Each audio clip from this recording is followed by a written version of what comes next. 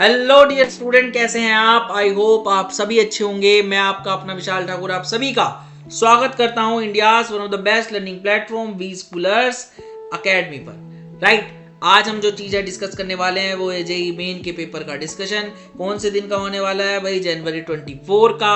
और हम कौन से सेशन का करेंगे, मॉर्निंग या इवनिंग? हम इवनिंग सेशन का डिस्कशन करेंगे। तो चलिए बिना टाइम वेस्ट किए स्टार्ट करते हैं।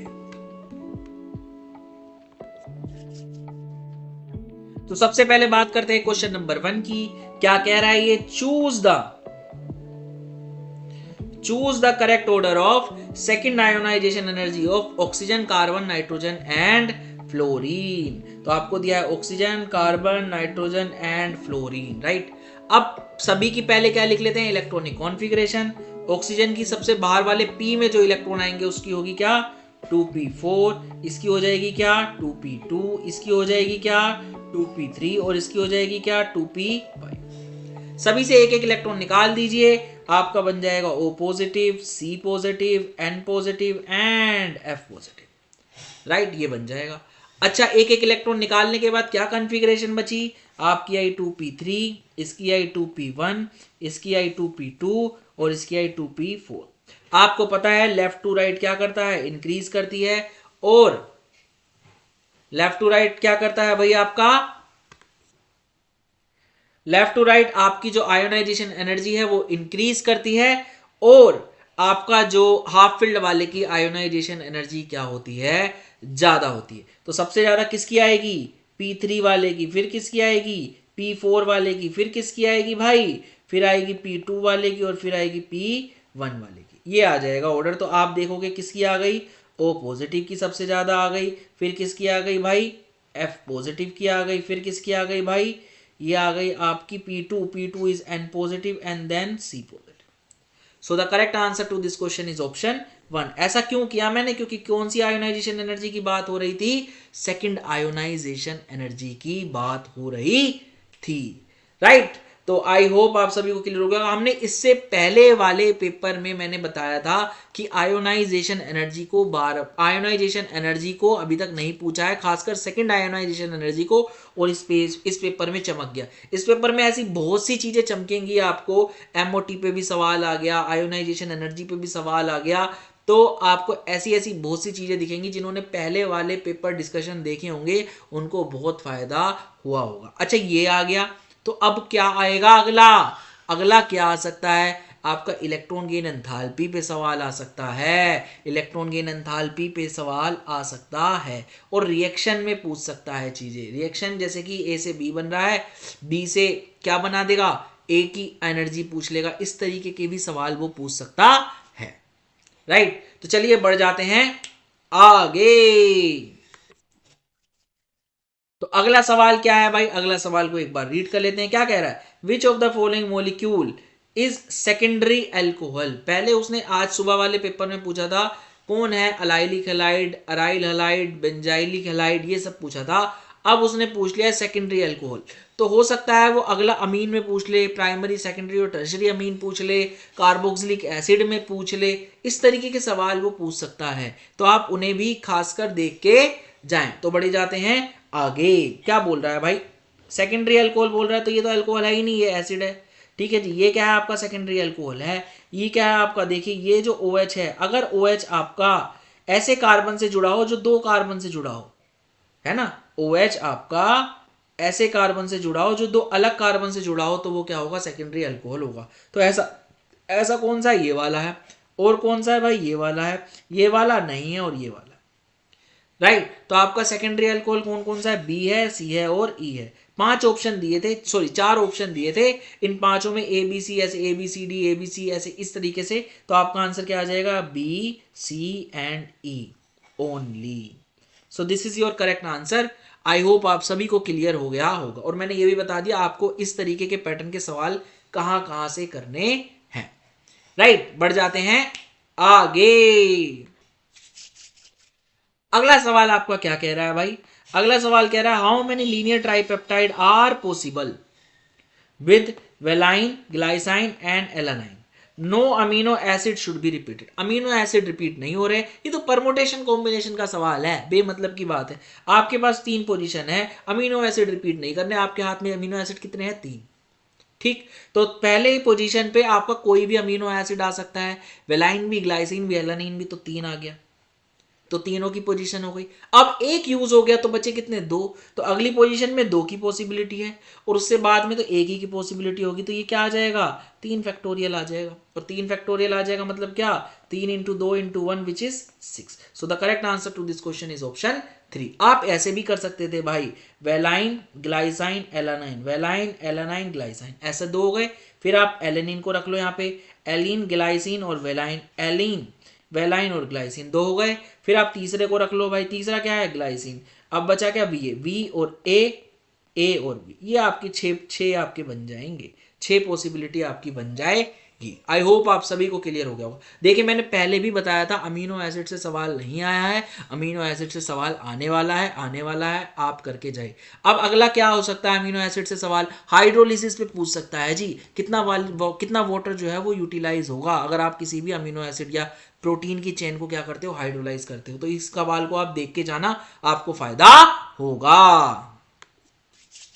तो चलिए अगला सवाल देख लेते हैं। अगला सवाल आपका क्या कह रहा है? ये कह रहा है भाई, द ऑर्डर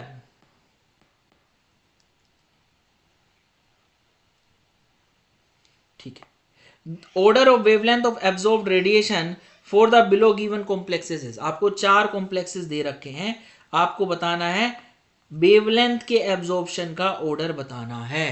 ठीक भाई, तो एक चीज ध्यान रखें, जितना ज्यादा स्ट्रॉन्ग लीगेंड होगा उतना ही ज्यादा क्या होगा? गैप आएगा, उतना ही क्या आएगा? एनर्जी गैप ज्यादा होगा। तो एनर्जी ज्यादा होगी तो लैम्डा एब्जॉर्प्शन क्या होगा? उतना ही कम हो जाएगा। सिंपल सी बात ये है। आई होप आप सभी को क्लियर हो गया होगा। तो सभी लीगेंड को पहले क्या करें? आप अरेंज कर लें। तो सबसे ज्यादा स्ट्रॉन्ग क्या होगा? C N negative. फिर क्या होगा आपका? NH3। फिर क्या होगा आपका? H2O। और फिर क्या होगा आपका? F negative. ये ऑर्डर आ जाएगा आपका लीगेंड की स्ट्रेंथ का। ठीक, तो सबसे ज्यादा एनर्जी गैप किस में होगा? डी में। तो एनर्जी की बात करूं एनर्जी गैप की, तो डी में सबसे ज्यादा आएगा। फिर आएगा जिसमें 6 NH3 होंगे तो ए हो जाएगा। फिर क्या आएगा आपका? बी आ जाएगा। फिर क्या आ जाएगा आपका? सी आ जाएगा।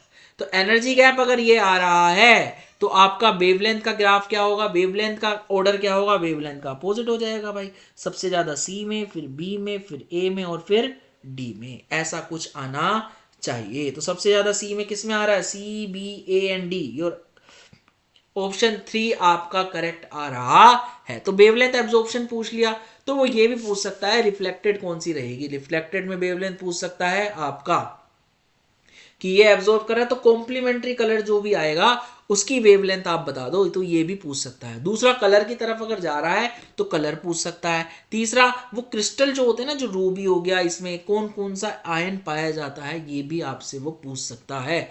और एक और चीज जो कोऑर्डिनेशन कंपाउंड में इंपॉर्टेंट है, एप्लीकेशन ऑफ कोऑर्डिनेशन कंपाउंड, वहां से अभी तक सवाल नहीं आया है तो वो भी वो पूछ सकता है। तो चलिए बढ़ जाते हैं आगे। चलिए अगले सवाल की तरफ बढ़ जाते हैं। अगला सवाल आपका क्या कह रहा है? अगला सवाल आपका कह रहा है भैया कि गिवन है डेल्टा एच, गिवन है delta H of CH4 is X kilojoule per mole, delta H atomisation of C2H6 is Y kilojoule per mole. बहुत बढ़िया। Find out the bond energy of CC bond, kilojoule per mole में ये आपको निकालना है। तो आपको गिवन क्या दे रखा है? CH4 का डेल्टा एच एटोमाइजेशन। तो अगर CH4 को आप तोड़ते हो तो आपको मिलेगा C और 4H। अच्छा, CH4 को अगर आप देखोगे, CH4 को आप अच्छे से देखोगे तो आपका ये आएगा। इसमें कितने बॉन्ड है? CH, 4 CH बॉन्ड है। तो 4 CH बॉन्ड है भाई इसमें, राइट। तो 4 CH बॉन्ड की एनर्जी कितनी हो जाएगी? 4 CH, है ना। 4 CH बॉन्ड की एनर्जी हो गई आपकी X। सिंपल सी बात है, X लगी ना, तो CH बॉन्ड की एनर्जी कितनी हो जाएगी आपकी? X/4। यहां से ये आ गया, सिंपल सा। अच्छा, अब दूसरा देखते हैं भाई, C2H6 है। और C2H6 कैसा दिखता है आपका? ऐसा सा, है ना। और इसमें CH बॉन्ड कितने हैं? 6। जब इसको एटोमाइजेशन एनर्जी लगाई तो क्या बना मेरा? 2 तो C मिले और 6 हाइड्रोजन मिले, ऐसा ही मिला ना। बहुत बढ़िया। तो आप देखेंगे भाई कि इसमें कितने CH बॉन्ड है, इसमें एक तो CC बॉन्ड है प्लस 6 CH बॉन्ड है, राइट। और उन सभी को तोड़ने के लिए एनर्जी कितनी लगी है आपकी वाई। अच्छा, CH बॉन्ड को तोड़ने के लिए एनर्जी कितनी लग रही है ऊपर से x/4, तो मैं यहां लिख सकता हूं 1 CC bond plus 6 x/4 equal to y, ऐसे लिख सकता हूं मैं, है ना। और CC बॉन्ड की एनर्जी कितनी हो जाएगी मेरी, y माइनस 6x/4 या फिर y माइनस 3x/2। तो CC बॉन्ड की एनर्जी आ गई आपकी y माइनस 3x/2। आई होप आप सभी को क्लियर हो गया होगा। So the correct answer to this question is option 3। ये आ गया है, यानी कि वो अब किसकी तरफ बढ़ रहा है, वो बढ़ रहा है थर्मोकेमिस्ट्री की तरफ। तो थर्मोकेमिस्ट्री आप अच्छा कर लेना भाई, थर्मोकेमिस्ट्री से सवाल आने वाले हैं। एंट्रोपी नहीं पूछा है, एंट्रोपी से भी सवाल आ सकता है, राइट। बहुत बढ़िया, तो बढ़ जाते हैं आगे। अगला सवाल क्या कह रहा है, अगला सवाल कह रहा है भाई which of the following have same bond order and are paramagnetic. इन सब में बताना है किसमें बॉन्ड ऑर्डर सेम है और कौन कौन पैरामैग्नेटिक है। तो आप क्या करिए, बॉन्ड ऑर्डर निकाल दीजिए। बॉन्ड ऑर्डर निकालने का तरीका ट्रिक बता रखी है मैंने आपको, शॉर्ट्स में भी दे रखी है, आप जाके शॉर्ट देखिए, बॉन्ड ऑर्डर की ट्रिक दे रखी है। तो क्या करना है, 14 जो होता है वो N2 के लिए होता है, N2 के जो इलेक्ट्रॉन होते हैं वो 14 होते हैं। अब N2 से आगे जाओ, चाहे 15 इलेक्ट्रॉन हो, 16 इलेक्ट्रॉन हो, 17 हो या 18 हो, या फिर कम कर लो 13, 12, 11, राइट। सभी में क्या होगा, चाहे 14 से आगे जाओ चाहे 14 से पीछे जाओ, आपका बॉन्ड ऑर्डर 0.5 से क्या करेगा, डिक्रीज करेगा। तो इसका बॉन्ड ऑर्डर होता है 14 का 3, ये बॉन्ड ऑर्डर है। नीचे वाला जो बता रहा हूं मैं, ये वाला आपका क्या है, बॉन्ड ऑर्डर। 14 का होता है 3, तो 15 का कितना हो जाएगा 2.5, 16 का हो जाएगा 2, 17 का हो जाएगा 1.5, 18 का हो जाएगा 1, 13 का हो जाएगा 2.5, 12 का 2 और 11 का 1.5। ठीक है, तो ये टोटल इलेक्ट्रॉन थे आपके ये वाले, और नीचे वाला क्या आ गया आपका बॉन्ड ऑर्डर, सिंपल सा। अब आपको बताना है इन सभी का कि बॉन्ड ऑर्डर क्या क्या होगा। तो O2 पॉजिटिव कितने इलेक्ट्रॉन हो जाएंगे, 2 ऑक्सीजन पे 16, एक निकल गया 15, 15 का बॉन्ड ऑर्डर कितना आ गया 2.5। N2 नेगेटिव, N2 नेगेटिव का भी कितने इलेक्ट्रॉन हो गए 15, 15 का बॉन्ड ऑर्डर आ गया कितना 2.5। तो बॉन्ड ऑर्डर इनका क्या है, सेम है। बहुत बढ़िया। अच्छा, दोनों पे इलेक्ट्रॉन कितने हैं, इस पे भी इलेक्ट्रॉन 15 है और अगले वाले पे भी इलेक्ट्रॉन कितने हैं, 15 हैं। और जब भी टोटल इलेक्ट्रॉन आपके ओड होंगे तो आपका हमेशा कैसा आएगा बंदा, पैरामैग्नेटिक आएगा, डाया आ ही नहीं सकता, राइट। तो आपका आंसर तो पहला ही आ गया, सिंपल सी बात है, राइट। बहुत बढ़िया, आपका आंसर क्या आ गया, पहला ही आ गया। पूछ क्या रहा था, सेम बॉन्ड ऑर्डर चाहिए था एक तो, ठीक है, और पैरामैग्नेटिक चाहिए था। तो सेम बॉन्ड ऑर्डर है भाई, 2.5 दोनों का है। अच्छा, अगला देख लेते हैं भाई, O2 पॉजिटिव का कितना निकला बॉन्ड ऑर्डर 2.5, O2 नेगेटिव यानी 17 इलेक्ट्रॉन वाले का कितना निकलेगा, 17 वाले का निकलेगा 1.5, तो 1.5, तो ये नहीं हो सकता आपका। अच्छा, अगला O2 नेगेटिव और N2 नेगेटिव, O2 नेगेटिव के इलेक्ट्रॉन कितने हो जाएंगे 17, N2 नेगेटिव के कितने हो जाएंगे 15, 15 का बॉन्ड ऑर्डर 2.5 और 17 का बॉन्ड ऑर्डर 1.5। अगेन ये मैच नहीं कर रहा, ठीक। अगला O2 नेगेटिव और N2 पॉजिटिव, ये आ रहा है। तो N2 पॉजिटिव के इलेक्ट्रॉन हो गए 13, O2 नेगेटिव के इलेक्ट्रॉन कितने हो गए 17, 17 का बॉन्ड ऑर्डर कितना है भाई, 17 का बॉन्ड ऑर्डर है 1.5 और 13 का बॉन्ड ऑर्डर है 2.5। तो इसका 2.5 है, इसका 1.5 है। अगेन ये मैच नहीं कर रहा। So the correct answer to this question is option 1। You have to mark option 1 as the correct answer to get full marks.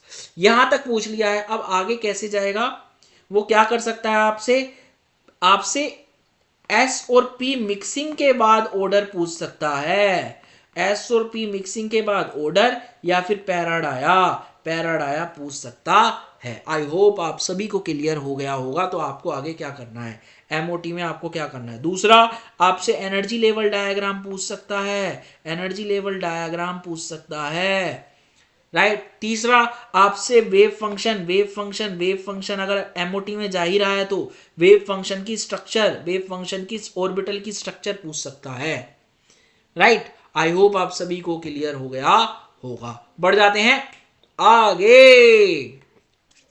अगला सवाल आपका क्या कह रहा है, अगला सवाल आपका कह रहा है भाई कि how would you distinguish between product form P and Q of the reaction given below. अच्छा, ये रिएक्शन दिया आपको, H3O पॉजिटिव से रिएक्शन कराया, हीट दी, पी और क्यू बन गया। तो पहले पी और क्यू बना लेते हैं और फिर देखते हैं पी और क्यू को मैं डिस्टिंग्विश कैसे कर सकता हूं। अगेन टेस्ट पूछा तो test are important, you have to understand this, test very very important है। अच्छा जी, करके देख लेते हैं भाई, आपको क्या दिया है, ये दिया है ना, तो पहले H3O पॉजिटिव डाला तो इसको H पॉजिटिव बना देगा, बहुत बढ़िया, ठीक, बहुत बढ़िया जी। अब मैं क्या करता हूं, पहले इस बॉन्ड को तोड़ लेता हूं एक बार मैं इस बॉन्ड को तोड़ लेता हूं और एक बार मैं इस बॉन्ड को तोड़ लेता हूं, राइट, बहुत बढ़िया जी। तो अगर मैं इस बॉन्ड को तोड़ता हूं, ठीक, तो आपका बन जाएगा क्या, ये बन जाएगा, और दूसरी साइड भी क्या बन जाएगा आपका, ये बन जाएगा। अच्छा, आप इस बॉन्ड को तोड़ेंगे, ये रेड वाला अगर मैं तोड़ूं, ये वाला, तो क्या बन जाएगा, तो भी सेम ही चीज बनेगी, राइट। तो आप किसी भी बॉन्ड को तोड़े आपको प्रोडक्ट यही मिलने वाले हैं। अच्छा, ये टोटोमराइज हो जाएंगे, टोटोमराइज होंगे तो ये क्या बनाएगा आपका, CH3CHO ये बना लेगा आपका, और वो क्या बना लेगा आपका, ये 3 कार्बन का बनेगा, सॉरी, ये बनेगा आपका CH3CH2CHO, है ना, और वो क्या बनेगा, CH3CHO, ये बनेगा आपका 2 कार्बन का, अल्डिहाइड ही बन रहे हैं दोनों, बहुत बढ़िया। अब देख लेते हैं बारी बारी कौन सा क्या टेस्ट देगा, क्या ये फेलिंग सॉल्यूशन टेस्ट देंगे, हाँ जी, दोनों अल्डिहाइड है, दोनों देंगे, ठीक है जी। क्या ये टोलेंस टेस्ट देंगे, हाँ जी, दोनों अल्डिहाइड है, दोनों देंगे। क्या ये 2,4-DNP टेस्ट देंगे, हाँ जी, दोनों अल्डिहाइड है, दोनों देंगे। क्या ये आइडोफॉर्म टेस्ट देंगे, आइडोफॉर्म टेस्ट के लिए मेरी कंडीशन क्या है, आपके पास CH3CO बॉन्ड होना चाहिए। तो टर्मिनल अल्काइल अगर इसको मैं थोड़ा सा इस तरीके से लिखूं, CH3CH2 C double bond OH, तो इस पे तो नहीं है भाई, इस पे तो आपका नहीं है ये ग्रुप, पर उसमें अगर देखूं मैं CH3 C double bond OH, इस पे अगर मैं देखूं तो इस पे ये वाला ग्रुप है, यानी कि ये तो दे देगा, ये नहीं देगा, है ना। तो क्या हो जाएगा, आइडोफॉर्म टेस्ट से दोनों ही डिस्टिंग्विश हो जाएंगे। आई होप आप सभी को क्लियर हो गया होगा। बढ़ जाते हैं आगे। तो अच्छा, करना भी क्या क्या है वो भी बता देता हूं मैं आपको, क्या क्या रिवाइज करके जाना है भाई। आप बेनेडिक्ट टेस्ट रिवाइज करके जाइए, बेनेडिक्ट टेस्ट पहले भी पूछ चुका है, सीरिक अमोनियम नाइट्रेट फिर से पूछ सकता है, पूछ चुका है। आपका फिनोल के साथ फेरिक Cl FeCl3, ल्यूकास अभी नहीं पूछा है, हिंसबर्ग अभी नहीं पूछा है, ये आप रिवाइज करके जाइए। कार्बाइलामाइन पूछ चुका है भाई, ठीक है, कार्बाइलामाइन टेस्ट आपका पूछ चुका है, आइडोफोम बहुत बार पूछ चुका है, फैलिंग और टोलेंस बहुत बार पूछ चुका है, ठीक है। तो जो बचे हैं आप उन पे भी फोकस करें। बढ़ जाते हैं अगले पे। तो देखिए, स्टीरियो केमिस्ट्री को काफी टाइम से नजरअंदाज कर रहा था, अब स्टीरियो की जगह स्टीरियो पे भी आने वाला है। वैसे स्टीरियो में जो आया है ये कन्फर्मेशन आइसोमेरिज्म पे आया है, ऑप्टिकल आइसोमर्स पे भी आने वाला है, तो ध्यान रखना है थोड़ा सा, डिटेल में पूछेगा ये कितने आइसोमर बनेंगे, नंबर ऑफ आइसोमर्स पे ये आ सकता है, ठीक है जी, बढ़िया। सवाल देख लेते हैं भाई, सवाल क्या कह रहा है आपका, ये कंपाउंड ये 1 है और ये कंपाउंड आपका 2 है, ठीक। स्टेटमेंट दी है, स्टेटमेंट 1 और 2, और आपको पूछा है कौन सी करेक्ट कौन सी इनकरेक्ट है। 2 इज मोर स्टेबल देन 1, क्या ये सही बात है, क्या सही बात है। आपका जो ये 2 है, आपका ये जो 2 है ये स्टैगर्ड है ना, और ये कैसा है आपका इक्लिप्स्ड, कैसे कैसे कैसे, ये देखिए ये दोनों CH3 एक दूसरे के ऊपर आ रहे हैं, यहाँ पे CH3 दोनों क्या है एक दूसरे के एंटी है, HH क्या है एंटी है, ये क्या है एंटी है, डायहेड्रल एंगल कितना है 60 डिग्री, यहाँ पे क्या है 0 डिग्री, ठीक है जी। तो अगर डायहेड्रल एंगल ज्यादा होता है तो स्टेबिलिटी ज्यादा होती है, तो 2 इज मोर स्टेबल देन 1, ये क्या है सही बात है। As dihedral angle increases stability increases, क्या ये सही बात है, बिल्कुल सही बात है, इसमें 60 डिग्री है और इसमें 0 डिग्री, ठीक है। तो both the statements are correct. I hope आप सभी को क्लियर हो गया। अब ये पूछा किसका गया है, ये 4 कार्बन का ब्यूटेन का पूछा गया, आपसे प्रोपेन का भी पूछ सकता है, इथेन में भी पूछ सकता है, एल्कोहल दोनों साइड OH लगा के यहाँ पे ये ऐसे इस वाले में भी पूछ सकता है, एक साइड OH एक साइड Cl इस वाले में भी पूछ सकता है, एक साइड फ्लोरीन दूसरी साइड फ्लोरीन इस वाले में भी पूछ सकता है। तो ये वाले भी आप ध्यान से देख के जाएं। अगर इस वाले में पूछेगा तो इसमें हाइड्रोजन बॉन्डिंग का कॉन्सेप्ट भी आता है, तो आप उसको देख के जाएं कि आपकी कौन सी जो स्ट्रक्चर है वो ज्यादा स्टेबल होगी, राइट। बढ़ जाते हैं आगे। अच्छा, यहां पे दे रखा है डायहाइड्रल एंगल इंक्रीजेस स्टेबिलिटी डिक्रीजेस, तो स्टेटमेंट 2 गलत हो जाएगी क्योंकि डायहेड्रल एंगल इंक्रीज करता है तो स्टेबिलिटी क्या करती है, इंक्रीज करती है, राइट। तो पहली करेक्ट, दूसरी क्या होगी आपकी, इनकरेक्ट होगी, राइट। बढ़ जाते हैं आगे। चलिए बात करते हैं अगले सवाल की। अगला सवाल आपका क्या कह रहा है, two different aldehyde on cross aldol condensation give 4 product. Okay, statement 2 क्या है, among benzaldehyde and acetophenone only acetophenone reacts with semi carbazide. Okay जी, बहुत बढ़िया। तो पहले स्टेटमेंट 1 की बात करते हैं। तो two different aldehyde on cross aldol, two different aldehyde कोई से भी हो सकते हैं भाई आपके, ये हो सकता है CHO आपका, ये हो सकता है CH2CHO, पहला तो यही है। अच्छा, दूसरा अल्डिहाइड आपका ये भी हो सकता है, इसने अल्फा हाइड्रोजन की तो बात ही नहीं की, तो इसमें सिर्फ आपके 2 ही प्रोडक्ट बनेंगे भाई। पहले तो इसकी बात करूं, इन दोनों में आप कराओगे तो 4 बनेंगे, और अगर कायरल कार्बन आगे गलती से तो आपके प्रोडक्ट ज्यादा भी हो सकते हैं। तो ऑलवेज वाली बात नहीं है भाई, ठीक है। Two different aldehyde on cross aldol give 4 product, ये बात आपकी स्टेटमेंट क्या हो जाएगी, इनकरेक्ट हो जाएगी। स्टेटमेंट 2 क्या कह रहा है, among benzaldehyde and acetophenone only acetophenone react with semi carbazide. नहीं जी, अमीन और अमीन डेरिवेटिव से आपके दोनों कार्बोनिल कार्बन रिएक्ट करता है, वो कार्बोनिल कार्बन आपका अल्डिहाइड का भी हो सकता है और कीटोन का भी हो सकता है। तो स्टेटमेंट 2 भी क्या हो गई आपकी, इनकरेक्ट हो गई। आई होप आप सभी को क्लियर हो गया होगा। देखिए अब आगे बढ़ रहा है अमीन और अमीन डेरिवेटिव पे, अमीन एंड अमीन डेरिवेटिव पे। तो यानी कि एडिशन रिएक्शन की तरफ बात कर रहा है भाई, एडिशन रिएक्शन की तरफ बात कर रहा है। तो आप NaHSO3 वाली रिएक्शन जरूर देख के जाएं, वो क्या देता है वो देख के जाएं, क्रिस्टल देता है नहीं देता है वो देख के जाएं ध्यान से भाई, ठीक है भाई। बहुत बढ़िया। NaCN की रिएक्शन, NaCN की एडिशन रिएक्शन देख के जाएं भाई, सारी एडिशन रिएक्शन ऑलमोस्ट आप देख के जाएं प्लीज, ठीक है, बहुत बढ़िया। और अल्फा हाइड्रोजन वाली रिएक्शन भी देख के जाएं, कैनिजारो अल्डोल, ऑल तो ये पूछा जा चुका है, कैनिजारो मुझे लगता है कम पूछी गई है, तो कैनिजारो पे सवाल आ सकता है। बढ़ जाते हैं आगे।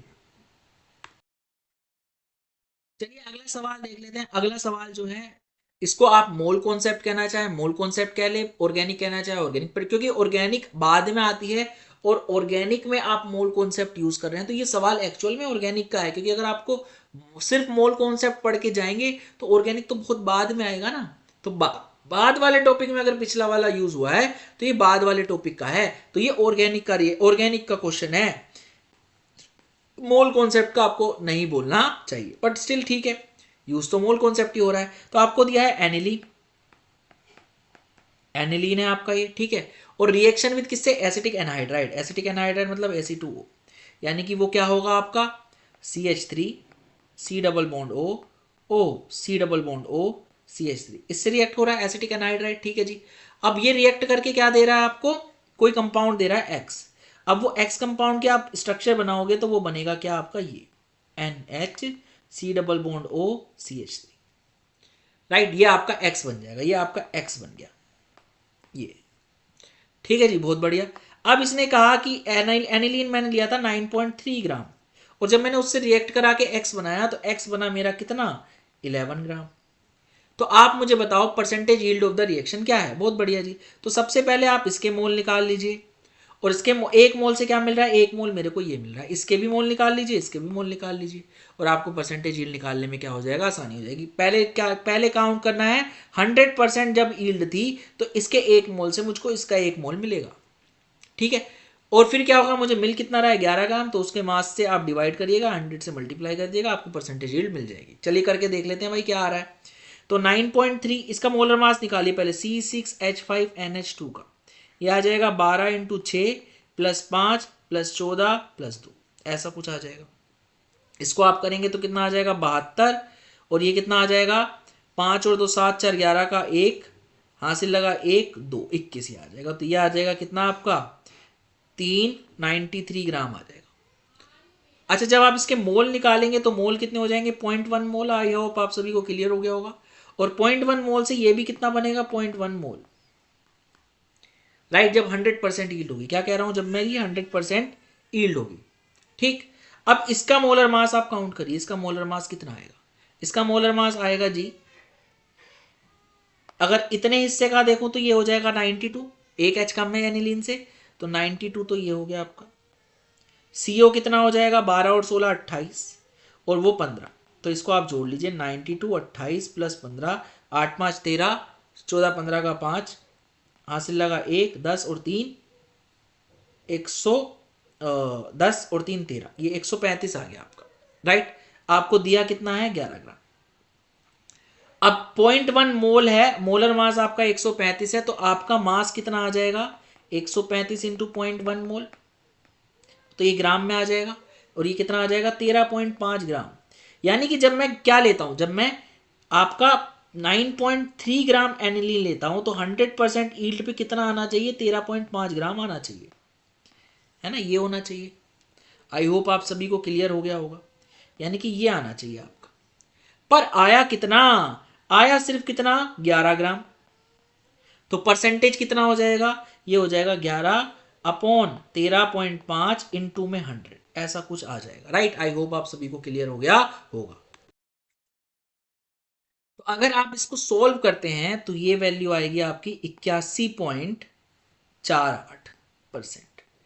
तो आपका जो ईल्ड है वो 81.48% आ रही है। So the correct answer to this question is option 3। तो मैंने पहले भी बताया था आपसे परसेंटेज यील्ड पे सवाल आ सकता है, और आप उसको करके जाए तो परसेंटेज यील्ड पे सवाल आया, ऑल्दो ऑर्गेनिक से ओवरलैप करके आया, ठीक है।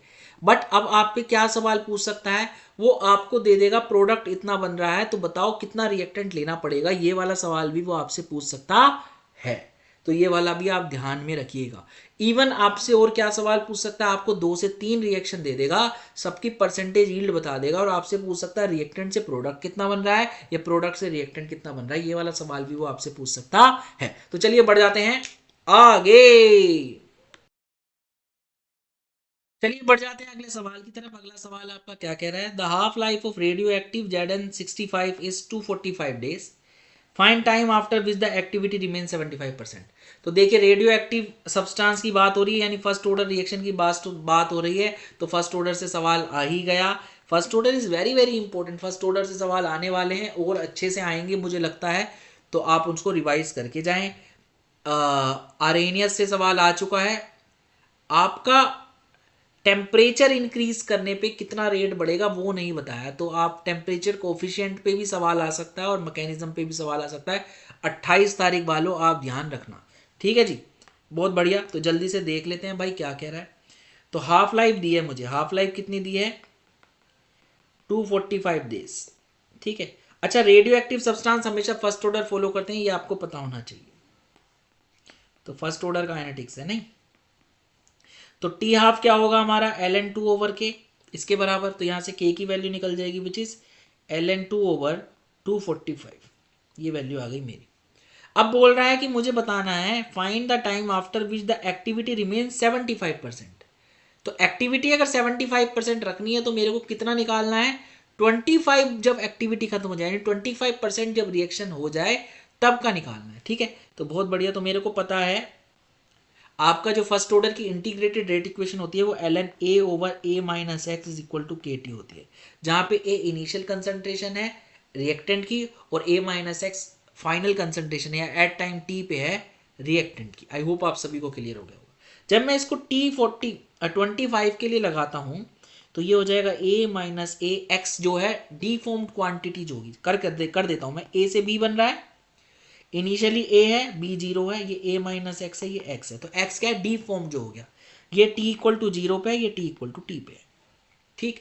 तो x कितना हो गया, क्योंकि 75% एक्टिविटी मेरे को बचानी है, तो ये आपका कितना होना चाहिए 25%, तो x की वैल्यू 25% हो गई, तो ये आ जाएगा 25/100 a का, और k T25% ये आ जाएगा। आई होप आप सभी को क्लियर हो गया होगा, ठीक है। तो ये आ गया आपका। अब इसको मैं थोड़ा सा सॉल्व कर लेता हूं, तो ये आ जाएगा ln,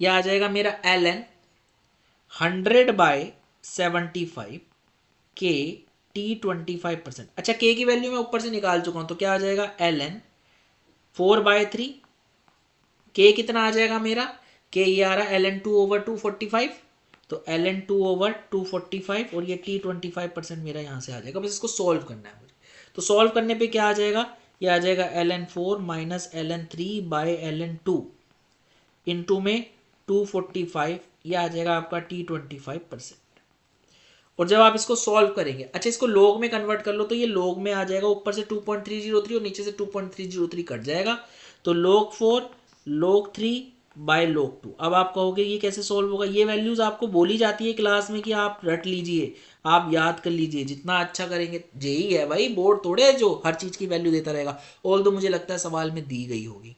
ठीक है, तो log 4 कितना होता है 0.6, log 3 कितना होता है 0.47, log 2 होता है 0.3, इनटू में कितना 245। ये आप सॉल्व करोगे तो कितना आ जाएगा, जब आप सॉल्व करोगे तो ये आ जाएगा 106.16। इतने डेज आपके आ जाएंगे 25। तो अप्रोक्सीमेट आंसर कितना आ जाएगा, ये 106 आंसर इसका आ जाएगा। आई होप आप सभी को क्लियर हो गया होगा। बढ़ जाते हैं आगे। चलिए अगला सवाल देख लेते हैं। अगला सवाल क्या कह रहा है, एलिमेंट एक्स है एक, belong to the group 7 okay of the periodic table, then colour of oxo anion having +6 oxidation state of element x is. तो आप देखोगे जो एक्स है वो सेवंथ ग्रुप में, सेवंथ ब्लॉक में जो है वो बिलोंग करता है, तो उसके ऑक्सो एनायन का आपको कलर बताना है। ठीक है जी, तो क्या हो जाएगा भाई, अगर आप देखोगे तो शक्ति बकरी मनफी, ये थर्ड ग्रुप है, ये फोर्थ ग्रुप है, ये फिफ्थ है, ये सिक्स्थ है, ये सेवंथ है और ये एट्थ है। तो Mn का बताना है आपको, और Mn का जो +6 ऑक्सीडेशन स्टेट में होता है वो होता है MnO4 नेगेटिव।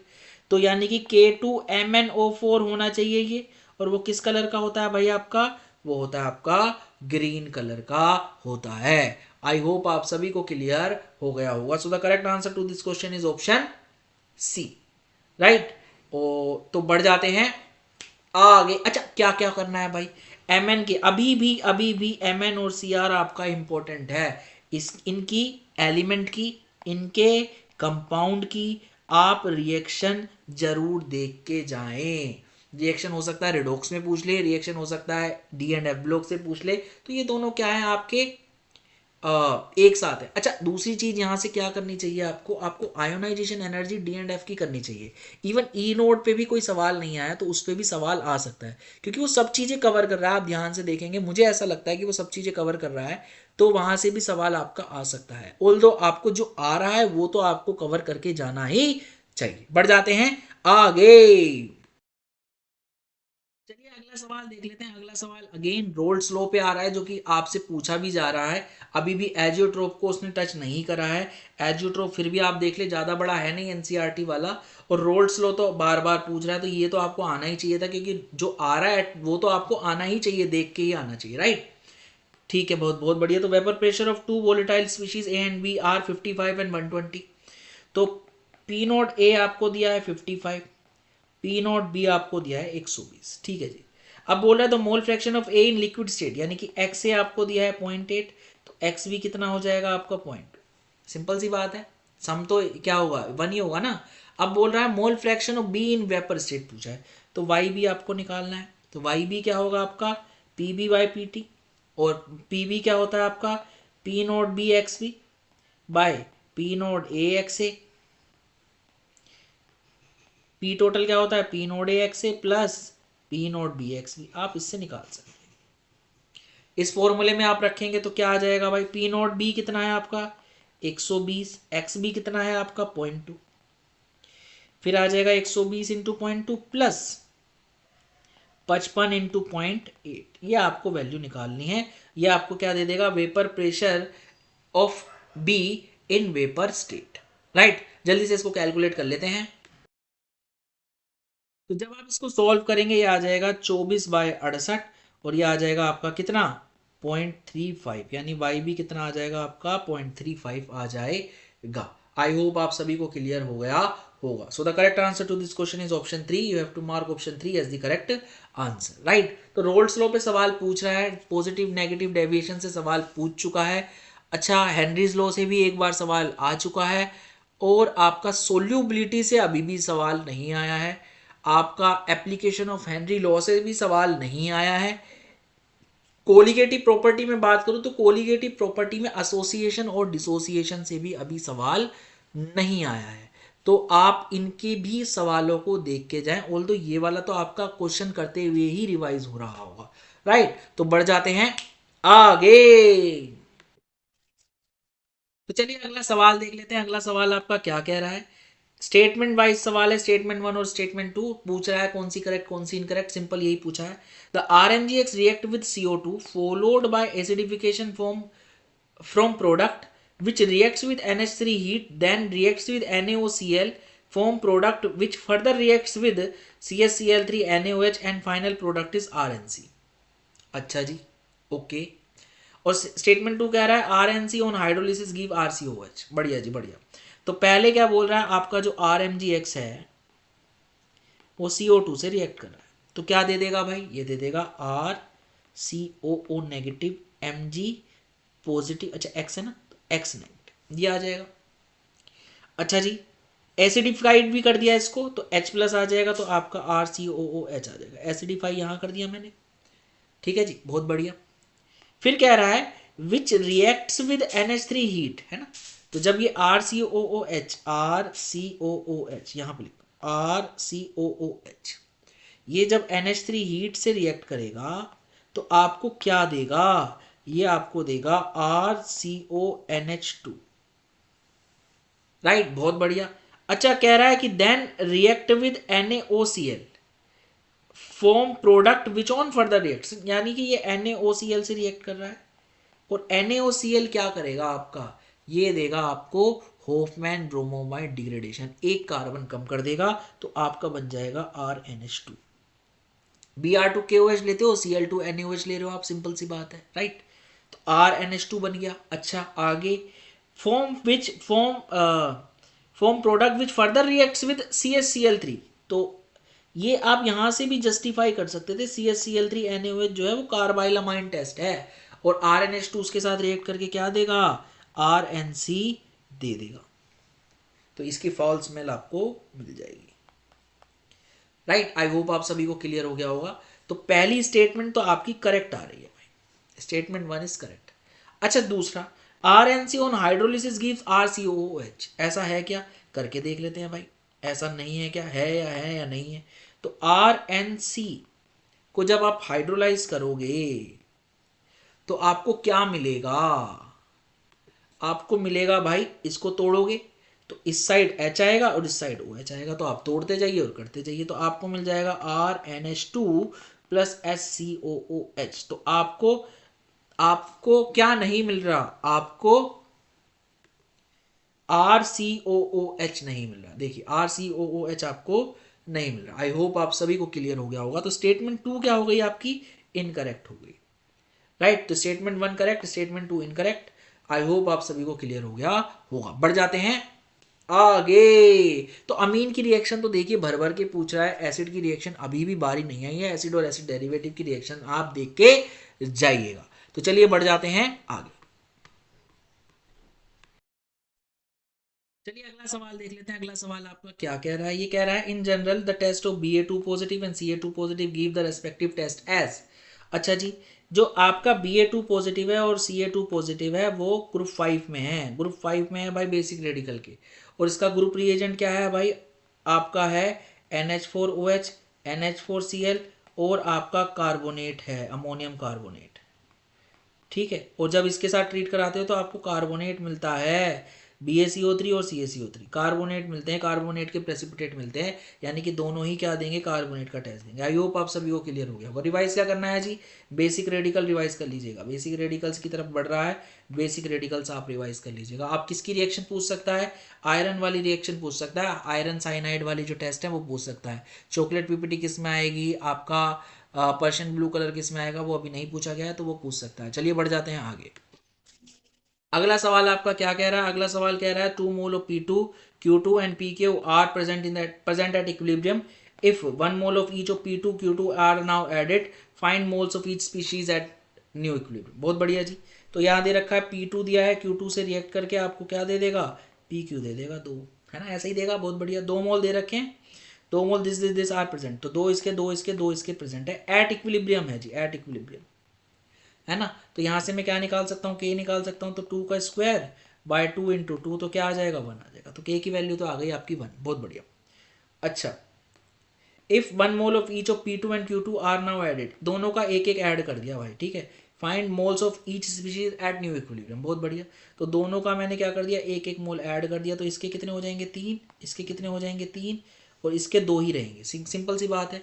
अच्छा, नया इक्विलिब्रियम एस्टेब्लिश होगा तो चीज़ें चेंज होंगी, तो ये इसमें से कुछ कम होगा, इसमें से कुछ कम होगा, और इसमें क्या हो जाएगा, बढ़ जाएगा, ऐसा कुछ हो जाएगा।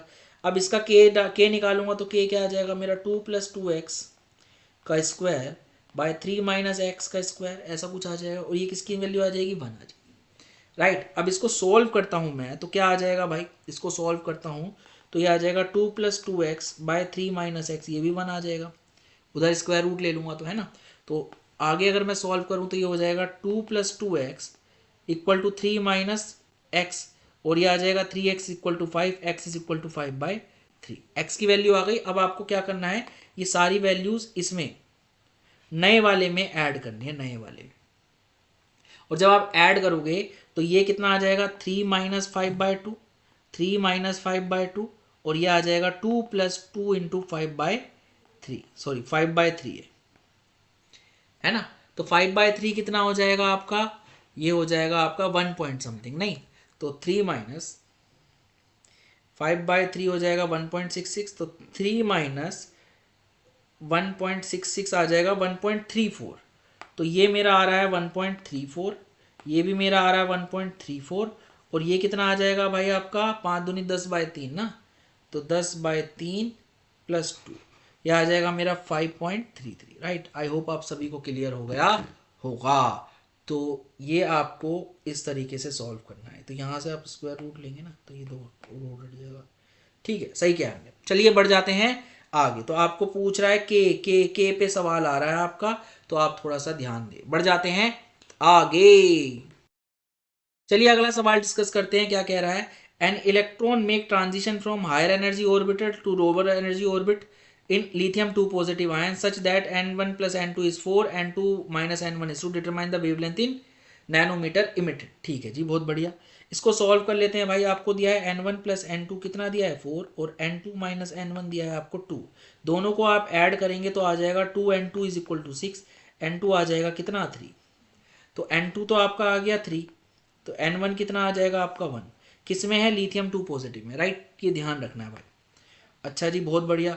अब बढ़ते हैं, डिटरमाइन द वेवलेंथ आपको निकालनी है जब 3 से 1 में आ रहा हो, है ना। तो वेवलेंथ कैसे निकालोगे आप, 1/λ, यानी वेव नंबर आप निकाल सकते हो RH Z² 1/n1 का स्क्वायर - 1/n2 का स्क्वायर, ऐसे निकाल सकते हो आप। तो ये 1/λ 109677, Z कितना हो जाएगा लिथियम का 3, तो 3 का स्क्वायर, और 1/n1 का स्क्वायर कितना हो जाएगा आपका, n1 इज 1/1 का स्क्वायर - 1/9, ये आपकी वैल्यू आनी चाहिए। ठीक है। और जब आप इसको, ये सेंटीमीटर इनवर्स में आएगी, आपको चाहिए नैनोमीटर इनवर्स में। राइट। तो इसको आप सोल्व करेंगे तो ये आ जाएगी आपकी लैम्डा, आप यहां से निकालेंगे तो आ जाएगा 11.4 नैनोमीटर, ये आपका आंसर आ जाएगा। राइट। आई होप आप सभी को क्लियर हो गया होगा।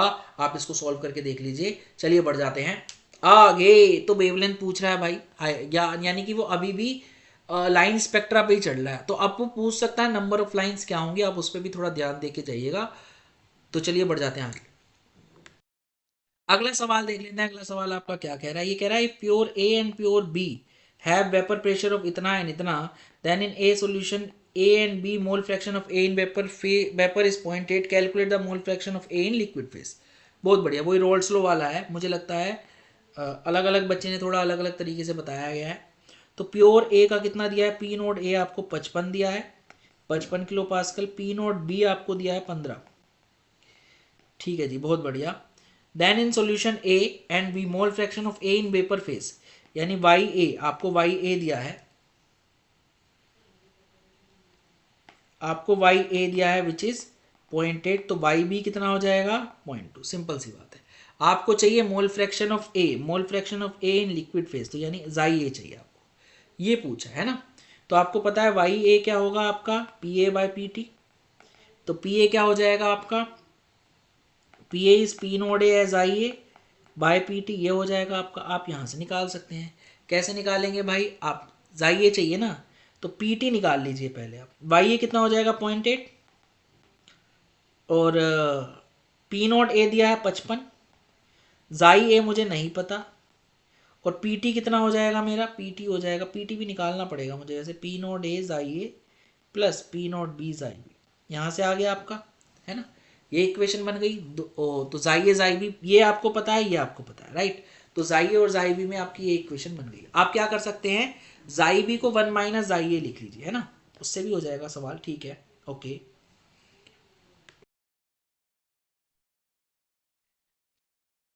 तो जब आप सॉल्व करेंगे इसको तो ये आ जाएगा आपका क्या, 55 जाई ए, पी नॉट ए कितना है आपका, पी नॉट ए 55 था, जाई ए प्लस वो कितना है 15 है, 1 माइनस जाई बी। आप इसको सॉल्व करेंगे तो ये आ जाएगा कितना आपका, आप इसको सॉल्व करेंगे तो जाई आ जाएगा 0.5217, राइट।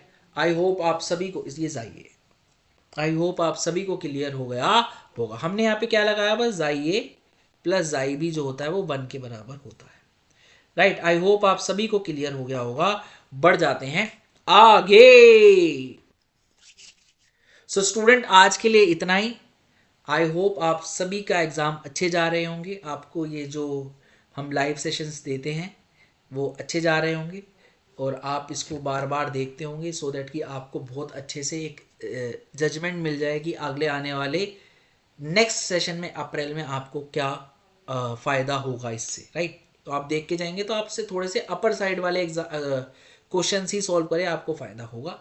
अच्छा, 28 वाले पहले सारे जो हैं ये जो पेपर हो रहे हैं इनको देख लें, ठीक है, और इनके साथ साथ जो टॉपिक्स रह गए हैं उनको भी रिवाइज कर ले तो आपको फ़ायदा होगा, राइट। तो आज के लिए इतना ही। Thank you so much. सायो नारा।